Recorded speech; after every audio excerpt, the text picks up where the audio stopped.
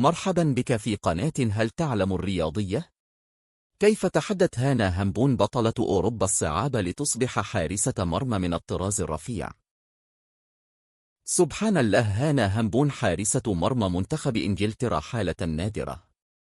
تعاني من حول في العينين، والتي تعني أن عينيها غير متوازيتين، حيث تتجه إحداهما في الاتجاه المعاكس للأخرى، وقامت ب3 عمليات جراحية فاشلة عندما كانت في الثالثة من عمرها.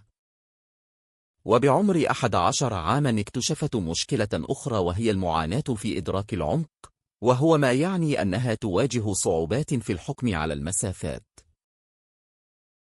هانا همبون رغم ذلك لم تستسلم، وواصلت لعب كرة القدم، ولعبت في أستون فيلا وتشيلسي. وفي نهائي بطولة اليورو تصدت لركلة ترجيح، وقادت منتخب بلادها للتتويج بلقب يورو 2025 للسيدات على حساب إسبانيا، وحصلت على جائزة ليف يشين كأفضل حارسة مرمى في العالم. هانا تؤكد لنا عبارات من رحم المعاناة يولد الأبطال.